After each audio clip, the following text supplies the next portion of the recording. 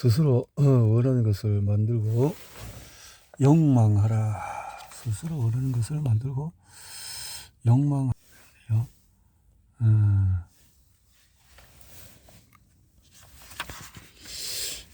우리 대부분은 자신이 원하는 패러다임, 자신의 손으로 직접 만든 패러다임 안에서 살지 못한다. 자기만의 패러다임으로 사는 사람 특히 드물다. 만일 욕망이 있다면 이룰 수 있는 능력도 있는 것이다. 능력은 욕망과 함께 온다. 나폴레옹 힐. 생각은 심은 대로 자란다. 당신의 패러다임에 따라서 작동하는 잠재의식은 활짝 열려 있어서 주변에서 벌어지는 모든 일을 곧바로 받아들인다. 잠재의식은 완전히 연역적이다. 그 무엇도 스스로 만들어낼 능력이 없고 도덕관념도 없다. 잠재의식은 땅과 같다. 그 속에 무엇을 심든지 전혀 상관하지 않는다. 얼라이팅 게일이 가장 낯선 비밀을 통해서 표현했듯이 우리 땅에는 옥수수를 심을 수도 있고 또 독초인 까마종을 심을 수도 있다. 옥수수든 까마종이든 둘 다 땅에서 아주 풍성하게 자라날 것이다. 잠재의식도 마찬가지다. 그 속에 무엇을 심든지 자라날 것이다. 땅에 그렇듯이 잠재의식도 그저 받아들이고 키울 뿐이고 잠재의식에 담긴 생각은 행동으로 고스란히 드러난다. 오직 반복을 통해서만 그림에 담긴 생각을 잠재의식 속에 심을 수 있다. 따라서 우리는 생각을 쓰고 또 써야 한다. 매일 아침 나는 문장 9개를 쓰고 녹음하는 일을 3번씩 반복한다. 그리고 이것을 동업자인 샌디 갤러거에게 보내는데 샌디도 똑같은 일을 한다. 우리가 서로 같은 생각을 공유한다는 의미다. 이런 반복과 공유를 통해서 우리는 사업을 바라보는 방식과 이루고 싶은 목표, 비전을 강화한다. 우리는 이런 의식을 계속 이어갈 것이다. 그렇게 회사를 꾸려가며 우리가 살고 싶은 세상을 만들어 나갈 것이다. 이것이 바로 지금 해야 할 일이다. 글을 쓰자. 글을 쓰면 생각을 하게 되고 생각을 하면 그림을 그릴 수 있다. 상상력을 발휘해서 머릿속에 그림을 그리고 말각을로 그림에 색을 입혀서 아름다운 작품으로 완성하자. 그림을 그리라.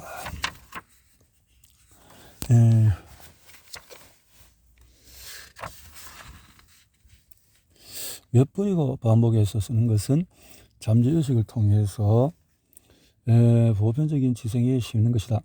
이 보편적인 지성은 법칙대로 적용한다.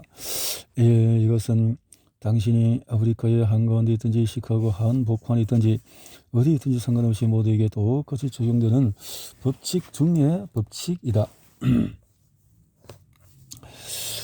당신이 원하는 생각을 지속 반복적으로 잠재의식 속에 깊숙이 새겨 넣으면 이 생각은 법칙에 따라서 반드시 당신을 통해서 드러나게 된다. 원하는 생각을 지속적으로 의식적으로 반복해서 잠재의식에 새기는 사이에 당신은 다른 행동을 할 수밖에 없고 그 행동은 반드시 다른 결과로 나타날 수밖에 없다. 시크릿이 출간되고 얼마 지지 않았어. 비행기를 타는데 뒷좌석에 앉은 남자가 손을 뻗어서 내 어깨를 툭툭 쳤다. 나는 돌아온 누구시죠? 자신을 프로골퍼라고 소개한 남녀는 뉴욕에서 열리는 베넥스 토너먼트 대회에 참석하는 길이라고 했다. 그리고 언론의 시크릿을 읽었다면서 이렇게 말했다. 선생님이 저를 좀 도와줄 수 있을 것 같네요. 어쩌면 아주 많이 도울 수 있을 겁니다. 어쩌다 보니 그렇게는 했지만 나는 남자에게 새로운 패러다임을 만들어내려면 잠재의식 속의 생각들을 어떻게 바꿔야 할지를 말해줬다. 바로 이것이 지금 당신이 해야 할 일이다. 패러다임은 우리의 행동을 지배하고 우리가 원하는 결과를 안겨주는 그림과 같다. 왜 그런 결과가 나왔는지는 걱정할 필요가 없다. 당신과 합이 맞기 때문에 나타나는 결과일 테니까. 자신이 진정 원하는가를 물어라. 그 무엇도 창조되거나 파괴되지 않는다. 이 말에 대해서 한번 생각해보자. 과학과 신학은 모든 것이 이미 여기에 어떤 상태로든 존재한다고 가르친다. 사람들은 가끔 결정을 내리지 못해서 어려움을 겪는다. 부가 어디서 모습을 드러낼지 모르기 때문이다. 결정을 내릴 때 고려해야 할 유일한 전제 조건은 이것이다. 나는 그러기를 원하는가? 돈, 지원, 사람 등 그 무엇도 중요하지 않다. 결정을 내릴 때 생각해야 할 오직 한 가지는 나는 그러기를 원하는가? 이다. 우리가 원하는 것은 우리가 움직이는 주파수보다도 훨씬 더 높은 주파수에 있다. 결정 내려 그 결정에 충실할 때 우리는 원하는 것이 있는 주파수로 마음을 돌리게 된다. 그리고 그 주파수에 머무르며 내린 결정은 우리의 새로운 패러다임이 된다. 이 주파수를 유지해야 한다. 주파수는 행동뿐 아니라 우리가 끌어당기는 태생을 통제하기 때문이다. 우리의 마음은 라디오나 전화기와 같은 방식으로 움직인다.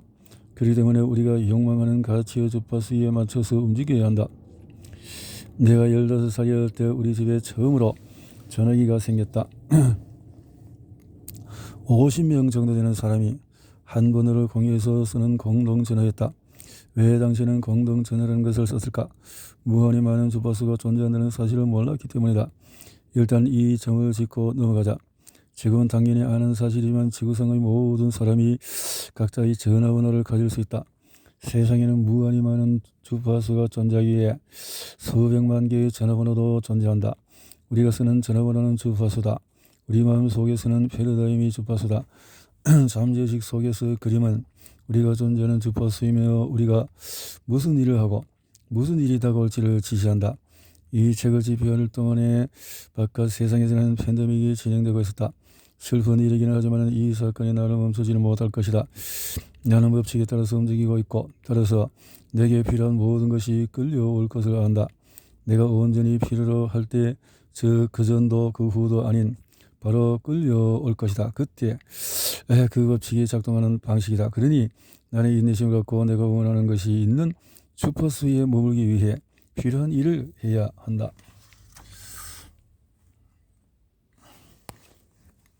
반복해서 새기고 느끼고 그래라. 여전히 나는 내가 가진 것보다 더 많은 것을 원한다. 많은 것을 원한다. 내가 더 많이 성장하기를 원한다. 나는 무한한 지성이나 신과의 하나님에 관해 좀 더 깨우치고 싶다. 이해하고 배우기 위해서 정진하고 또 정진하면 결국 깨우칠 수 있으라고 믿는다. 우리는 지금보다 더 정진해야만 한다. 자신이 욕망하는 가치를 그림으로 그리고 글로 써야 한다. 마음속에 이미지를 만들어내었다면 반복을 통해서 그 이미지를 잠재의식에 새기고 스스로 느끼도록 해야 한다. 이를 실현해야 한다. 네빌은 이를 결정적인 상상이라고 불렀다. 이루어졌다고 생각하는 것이 모든 기적의 시작이라는 의미다. 목표를 향해 노력하는 것이 아니라 마음속에서 이미 이루어졌다고 생각한 자신의 모습에 감정적으로 이입하는 것이다. 이것이 육체적인 차원으로 넘어가는 것은 시간 문제다. 당신은 지금 그렇게 살아야 한다. 지금의 의미란 이렇게 했다. 마음속에서 원하는 것을 본 순간, 감정적으로 이입하는 순간인 이미 당신이 이룬 것처럼 여기라. 때로는 주변 사람들이 미쳤다고 말할지 모르지만 그래도 괜찮다. 그들은 우리가 무엇을 하든 그렇게 생각할 것이다. 그들은 모른다. 자신이 모른다는 사실조차 모른다. 우리는 앞으로 나아가고 있고 자신은 그렇지 못하기 때문에 우리가 미쳤다고 생각한다. 심지어 우리가 실수하고 있다고 생각할지도 모른다. 사실을 말하면 우리는 올바른 방식으로 행동하기 시작했지만 이렇게 행동하는 사람은 아주 극소수다. 사람들의 95%가 똑같이 노력하지만 오직 5%만이 성공한다. 한독일 여성은 나 역시 알고는 있었지만 한 번도 누군가에게서 들어보지 못한 것을 말해주었다. 모든 성공은 5%의 전략과 95%의 마인드셋이에요. 5%의 전략과 95% 마인드셋. 옳은 말이다. 우리는 프로그래밍 된 대로 살아왔고 외부에서 주어지는 환경과 조건에 따르는 방식으로 살아왔다. 또한 단순한 오감이 주는 자극에 쉽게 반응하고 휘둘리며 살도록 배웠다. 세상은 우리에게 이렇게 말한다. 내가 내게 말하는 걸 들을래? 내가 내게 보여주는 걸 볼래? 우리 집에는 강아지 2마리가 산다. 우리 강아지들은 보고 듣고 냄새를 맡고 맛을 보고 무언가 만질 수 있지만 나처럼 관점, 의지, 판단, 상상, 직관, 기억 같은 지적 능력은 가지고 있지 않다. 외부에서 들어오는 감각에 따라서 살면 인간만이 지닌 지적 능력을 사용하지 못한다. 목표는 이루기 힘든 것이어야 한다. 한편 우리는 잘못된 방향으로 상황을 풀어나가곤 한다. 그 배경에는 잘못된 목표가 있다. 나는 목표를 A, B, C형으로 분류한다. A형 목표는 이미 얻는 법을 알고 있는 목표다. 그러나 목표는 얻는 것이 목적이 되어서는 안 된다. 얻는 것은 그저 부수물에 지나지 않는다. 목표는 성장을 위한 것이다. 목표는 우리 내면에 잠들어 있는 놀라운 힘을 끌어올릴 수 있게 해준다. 언젠가 세미나에서 어떤 사람에게 물었다.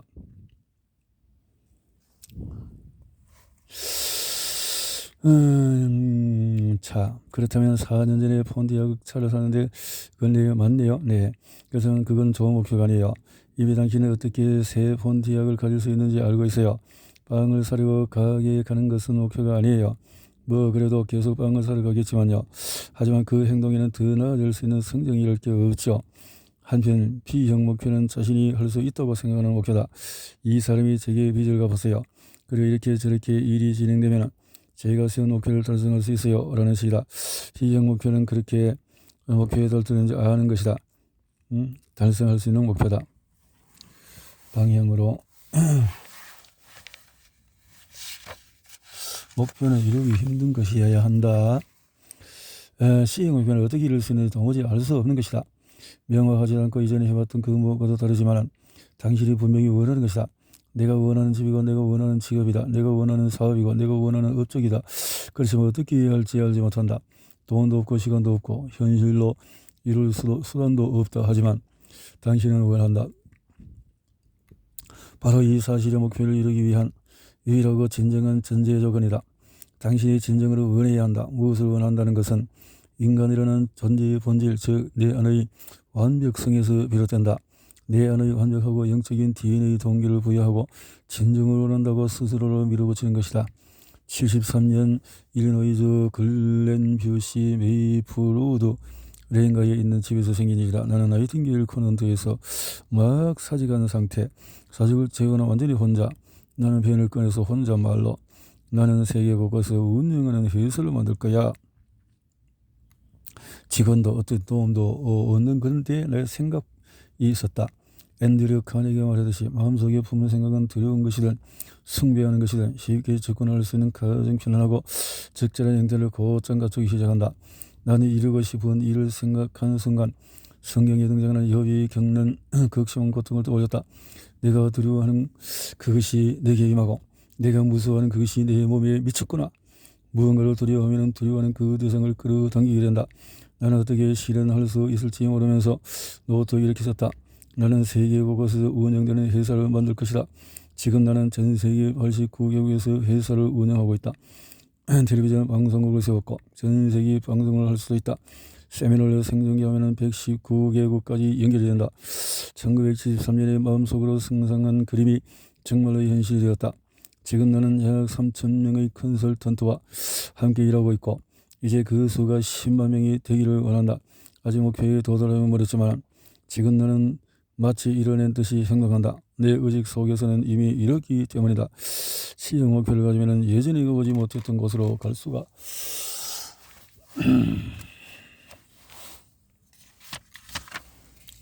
스티브 잡스가 이런 말을 한 적이 있다. 앞만 내다보면서는 점을 이을 수가 없다. 뒤를 돌아보면 점을 이을 수가 있다. 우리는 지금 있는 자리에 어떻게 왔는지 되돌아볼 수 있지만 우리 시선이 향하고 있는 것을 어떻게 갈지는 볼 수가 없다. 하지만 마음속에 그림을 품고 감정적으로 계속 이입할 때의 그 방법은 저절로 모습을 드러낸다. 일단 상상의 왕국을 그리고 올바르게 확장하도록 하자. 그러면 모든 것이 당신에게 주어지고 필요한 모든 것을 끌어당길 수 있다. 일단 그림만 그린다면 필요한 모든 것은 당신이 필요로 하는 바로 그 순간에 찾아올 것이다. 이미 꿈을 이룬 것처럼 말하고 행동하라. 15년 더 전인 일이다. 나는 워싱턴주 밴쿠버에서 세미나를 하고 있었다. 금융 전문 변호사라는 한 여성이 찾아왔다. 이 여성은 내 세미나를 경영 관련 프로그램으로 듣고 참석했던 것이지만 실은 경영과는 상관없는 프로그램이었다. 세미나 주제는 부자가 되는 과학이었다. 예상과 다르지만 그녀는 세미나 내용에 푹 빠져버렸다. 그녀는 법학 박사 학위가 있었고 은행을 사고 팔거나 공공은행으로 바꾸는 일도 했다. 또 미국과 영국의 최고 명문 대학에 입학했고 수석으로 졸업했다. 그녀는 내가 운영하고 가르치는 일에 반해서 내 회사에서 파는 모든 것을 사들였다. 그리고 3년 후 나의 동업자가 되었고 현재 회사 지분의 절반을 소유하고 있다. 그녀가 바로 프록터 켈러거 인스티튜트의 샌디 켈러거다. 그녀의 천재적인 능력은 우리 회사가 성장하는 데 큰 도움이 됐다. 샌디는 돈을 잘 알지만 나는 그렇지 않았다. 나는 돈을 어떻게 버는지는 알지만 번 돈을 어떻게 운영하는지는 모른다. 더불어 회사가 매우 빠르게 성장한 이유가 또 있다. 나는 내게 필요한 것을 끌어당겼다. 갤러그와 나는 우리가 세운 스튜디오에서 능성능란하게 일할 수 있는 한 젊은이를 고용했다. 그는 영국 맨체스터 출신이었는데 무엇이든지 다 할 줄 아는 사람이었다.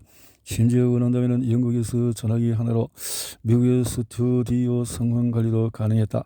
또 너는 TV 부분에서 모든 일을 총괄하는 감독도 만났다.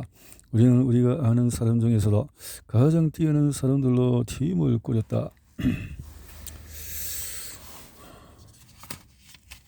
이들은 모두 내가 1973년의 그날 일리노이주 글렌뷰시의 집에서 쓴 문장 하나 때문에 끌려온 것이다. 그 문장을 쓴 뒤 나는 마치 그 목표를 이미 이룬 것처럼 일하기 시작했다. 그렇게 해야만 하기 때문이다. 내 빌은 미래에는 현명하고 의식적으로 환경을 만들어가는 사람의 상상 속에서 현실이 된다고 했다. 또 그는 결과로부터 생각하라고 했다. 목표를 향해 일하기 시작하는 것이 아니라 그 목표를 언급하는 순간 목표에 도달했다고 여기는 것이다. 결과로부터 생각한다는 것은 이미 충족된 욕망의 세계를 진지하게 인식하는 것으로 목표를 이룬 자신의 모습을 상상하고 그 모습대로 행동하는 것이다. 그러니 인생을 살고 싶은 방식을 담은 하나의 그림으로서 패러다임을 세워라. 생각해보자. 인생의 모든 측면을 생각했을 때 당신은 앞으로 어떻게 달라지고 싶으며 어떤 모습이기를 바라는가. 그 모습을 상상해 모색해보자. 그리고 반드시 현재형으로 써서려야 한다. 어렵다는 모든 문장을 다음과 같은 식으로 써보자. 나는 어떻게 해서 정말로 행복하고 감사하다.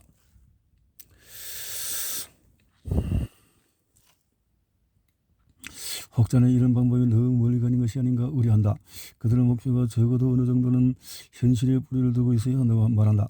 도를 넘어선 목표는 무리일 수도 있기 때문이다. 그러나 현실이라는 말은 참으로 우스운 단어다. 현실 역시 패러다임의 일부일 뿐이다. 생각해보라. 라이드 형제의 목표도 결코 현실을 즐기지 않았다. 언젠가 운이 좋게도 에드먼드 힐러리 경과 함께 일을 기획했었는데 생각해보면 그가 세계 최초로 에베레스트산을 오르기 전 모두가 그의 목표를 두고 현실성이 없다고 말했다. 수많은 사람이 에베레스트 산에 오르다가 죽었기 때문이다. 우리가 할 수 있는 일에는 한계가 없지만 처음부터 지나치게 도를 넘어선 경우라면 곤란해질 수도 있다. 억지로 상황을 끌고 나가야 하기 때문이다. 우리는 마라톤을 뛸 만큼 몸 상태를 갖추려면 얼마나 걸릴지 알지 못한다. 100만 달러를 벌기 위해서 얼마나 걸릴지 알지 못한다. 다만 그것에 언젠가는 도달할 수 있다는 것만 안다.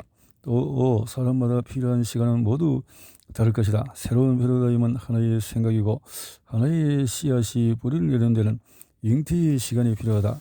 인간의 아기에게는 약 280일이 내가 사는 캐나다에서 재배하는 당근은 70일이 필요하다. 하지만 영혼의 씨앗 즉 생각이 뿌려내리기까지는 얼마간의 잉태 기간이 필요한지 우리는 알지 못한다.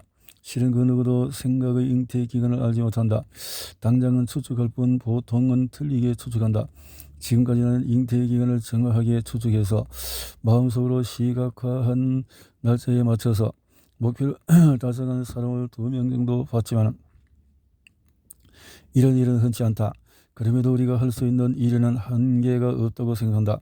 우리는 무한한 지성을 가지고 모든 일이 이루어지는 법칙에 따라 노력하기 때문이다. 모든 일은 법칙에 따라 이루어진다. 어떤 일이 잘못되거나 이루어지지 않았다면 이런 법칙을 따르지 않았기 때문이다. 모든 것을 막힘없이 흘러가게 두어라. 성경에 이런 말이 있다. 죄의 삭은 사망이요. 어렸을 때 이 말을 듣고 이렇게 생각했다. 와, 이건 너무 심하잖아. 정말일까? 답부터 말하자면 정말이다. 나는 당시 이 구절에 대해서 죽음이라는 의미가 무엇인지 이해하지 못했을 뿐이다. 창조하거나 해체하는 것은 삶의 기본적인 법칙이다. 앞으로 나아가지 않는다면 뒤로 되돌아갈 것이다. 따라서 법칙을 어기면 죄가 된다. 우리가 뒤로 되돌아가고 있다면 법칙에 반해서 일하고 있고 억지로 상황을 끌고 나가고 있다는 의미다. 반면에 법칙에 따라서 일하면 앞으로 나아갈 수가 있다. 적절하게 행동하면 모든 일이 아름답게 흘러간다. 정말로 힘겹게 나아가고 있다면 아마도 법칙을 거역하고 있을 것이다. 한때 나는 수백만 달러 규모의 회사와 어떤 프로그램을 진행했다. 나는 그 프로그램에 참여한 사람을 좋아했고 그 역시 나를 좋아했다. 그러나 우리가 하려던 일은 너무나 험난한 투쟁 같았고 나는 그에게 이제 포기해야 할 것 같다고 말했다. 우리가 너무 힘겹게 나아가고 있었기 때문이다. 아무래도 우리가 법칙을 거스르며 일을 하고 있는 것 같아요. 우리가 하는 일에 뭔가 잘못된 부분이 있을 거예요. 그게 뭔지는 모르지만 아마 당신도 제 생각에 동의할 거예요. 막힘없이 흘러가야 한다. 막힘없이 흘러가야 해요. SF 작가인 로버트 앤슨 하일라인은 이렇게 말했다. 명확하게 정의될 목표가 없다면 우리는 매일 사소한 일을 수행하기 위해서 희한할 정도로 성실해지고 결국에는 그 사소함에 예속되고 만다. 나는 이 문장을 신생아의 상황에 빗대어 생각했다. 아기에게는 사소한 일들이 감당하지 못할 정도로 몰린다. 이를테면 아기를 둘러싸고 이루어지는 대화라든지 과하게 중요하다고 여기는 것들이라든지 이런 일이 벌어지면 어쩌지 저런 일이 벌어지면 그 같은 이런저런 상황에 대해서 걱정 말이다. 이 모든 사소한 것이 결국 아기를 올가매고 아기의 패러다임이 된다. 이는 아기에게 어마어마한 해악을 끼친다.